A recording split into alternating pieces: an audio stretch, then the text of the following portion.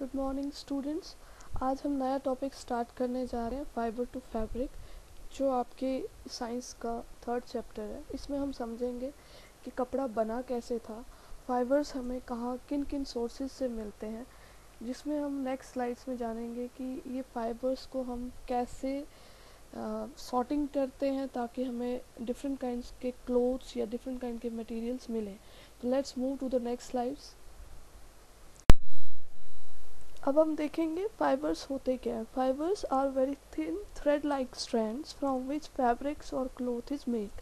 ये बहुत ही पतले थ्रेड लाइक स्ट्रक्चर्स होते हैं जिनसे कपड़ा बनता है, जैसे कि कॉटन, वूल, सिल्क, जूट, नायलॉन, पॉलिस्टर।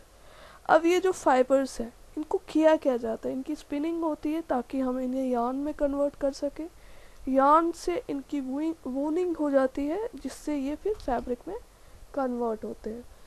तो इस तरीके से जो कॉटन है, जूट है, सिल्क है, वूल है, इस इनकी स्पिनिंग होने के बाद ही हम इन्हें फैब्रिक में कन्वर्ट करते हैं और फिर हम इनकी स्टिचिंग करके इन्हें पहनते हैं। अब देखते हैं कि फाइबर के टाइप्स कितने होते हैं। इसके टाइप्स को हम मेनली डिवाइड करते हैं इनके सोर्सेज पे से। सोर्सेज कहाँ से हमें मिल रहे हैं ये, जैसे कि अगर ये हमें एनिमल्स, प्लांट्स या मिनरल्स से मिलते हैं तो हम इन्हें नेचुरल फाइबर्स बोलते हैं। और अगर ये मैन मेड है या केमिकल्स से बनाए जाते हैं तो उन्हें हम सिंथेटिक फाइबर्स बोलते हैं। तो इस स्लाइड में हम देखेंगे नेचुरल फाइबर्स कौन कौन से हैं। कॉटन है, जूट है, सिल्क है, वूल है।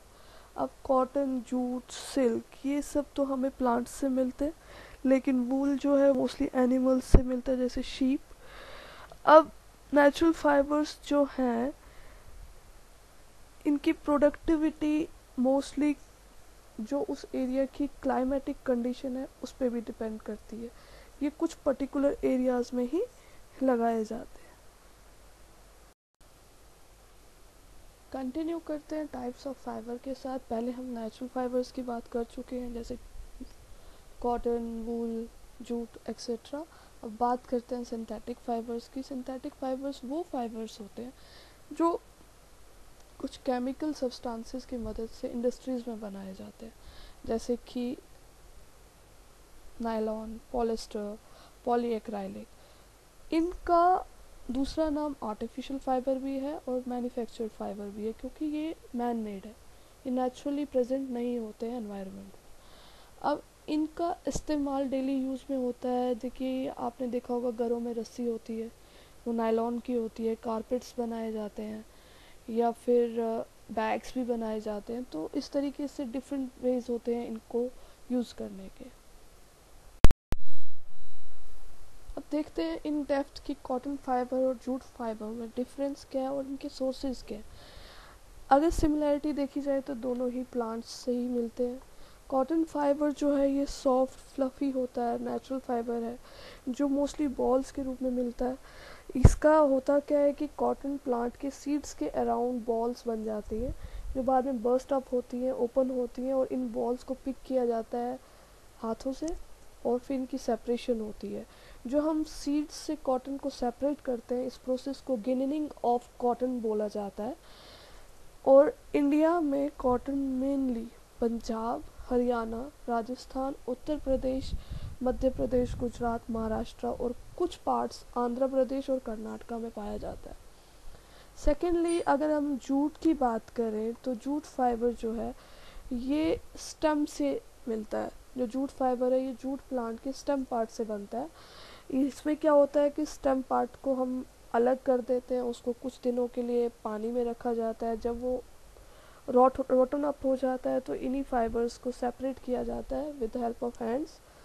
और इंडिया में मोस्टली जो जूट है वो वेस्ट बंगाल, बिहार एंड आसाम में मिलता है। तो दोनों में एक डिफरेंस मेन ये है कि वो एक फ्लोरल पार्ट से बनता है कॉटन, और जो जूट है ये स्टेम पार्ट ऑफ प्लांट से बनता है। और कॉटन के आपको पता ही है गर्मियों में मोस्टली कॉटन के ही कपड़े पहने जाते हैं, और जूट का मेन इस्तेमाल जो होता है वो बैग्स बनाने में, कारपेट्स बना किया जाता है, या कई बार कुछ लोग टोकरियाँ भी इसकी बना देते हैं। अब किस तरीके से फाइबर जो है फैब्रिक में कन्वर्ट होता है, इसमें जो है पहला प्रोसीजर है स्पिनिंग का, जो मोस्टली पहले के टाइम पे टकली या चरखे पे किया जाता था। इसमें जो है यार्न को फाइबर्स में कन्वर्ट करते हैं धीरे धीरे घुमाकर। आजकल ये प्रोसेस जो है मशीनों के थ्रू कंप्लीट किया जाता है। दूसरा है यार्न को फैब्रिक में कैसे कन्वर्ट करना है। इसमें क्या है, बहुत सारे यार्न्स को आपस में जॉइंट किया जाता है 2 सेट्स में, और उनको आपस में लिंक अप करते हैं गांठ मारकर या डिफरेंट वेज में, या मशीनों के थ्रू भी, जैसे कि इस पिक्चर में दिखाया है कि फीमेल जो है ये बहुत सारे यार्न्स को आपस में कनेक्ट कर रही है। दूसरा है निटिंग। निटिंग क्या है, ये हम बोलते हैं यार्न को एक सिंगल फाइबर फैब्रिक में कन्वर्ट करना। जैसे नीडल्स जो होती है, निटिंग नीडल्स या मशीन्स, उनके थ्रू हम लोग स्वेटर बनाते हैं, घरों में इस्तेमाल होती है। विंटर्स में स्वेटर्स मदर्स भी बनाती हैं, जो लोगली बहुत सारी फीमेल्स जो हैं घर में स्वेटर खुद बनाती हैं विंटर्स के लिए। तो निटिंग, उस प्रोसेस को ही हम निटिंग प्रोसेस बोलते हैं, जिसमें एक ऐसा क्लॉथ बनाया जाता है जो आपको प्रोटेक्ट करता है हार्श विंटर्स से। बेसिक रीज़न क्या था क्लोथिंग का, कपड़ों का बेसिक रीज़न था क्लाइमेटिक कंडीशंस।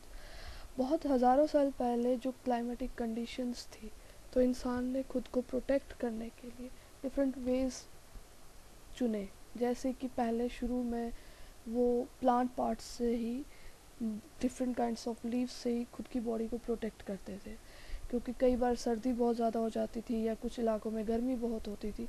इस तरीके से खुद को उन कंडीशन से बचाने के लिए या बारिश में खुद को बचाने के लिए डिफरेंट सोर्सेज का इस्तेमाल होता था। तो अगर देखा जाए, कुछ माना जाता है 30,000 साल पहले लोग जो हैं वो एनिमल की स्किन को इस्तेमाल करते थे खुद को वेदर कंडीशन से बचाने के लिए। उसके बाद 6,000 साल पहले वूल का इस्तेमाल होना शुरू हुआ। फिर चाइना से सिल्क की प्रोडक्शन शुरू हुई 3,000 साल पहले। और उसके अलावा इंडिया में जो कॉटन है वो 3000 BC के अराउंड ही आया था। और ये जो फैब्रिक्स है, इनको तब स्टिच नहीं किया जाता था, सिया नहीं जाता था। इनको मोस्टली लोग रैप करके अपनी बॉडी के आसपास रैप करते थे और पहन लेते थे। जैसे आजकल भी साड़ियाँ जो है या धोती या टर्बन जो है, ये अनस्टिच्ड है पीस ऑफ क्लोथ्स होते हैं जिनको हम इस्तेमाल करते हैं। तो उस समय पे भी ऐसा ही हुआ करता था। लेकिन आजकल क्या है कि कॉटन हो, वूल हो, जूट हो, इन सब चीज़ों को मशीन्स के थ्रू स्टिच किया जाता है, डिफरेंट शेप्स में कन्वर्ट करते हैं और लोग उन्हीं शेप्स में इनको पहनना पसंद करते हैं। इसी तरीके से हमने आज का चैप्टर कंप्लीट कर दिया, fibre to fabric. I hope आपको ये समझ आया होगा और उम्मीद करते हैं आप लोग घर पर ही हैं, सुरक्षित हैं। Thank you all for listening and now you get it कि कपड़ों का इस्तेमाल क्यों किया गया और कैसे बनाया जाता है। तो इट्स माय रिक्वेस्ट कि आप सब घर पर ही रहें और सुरक्षित रहें।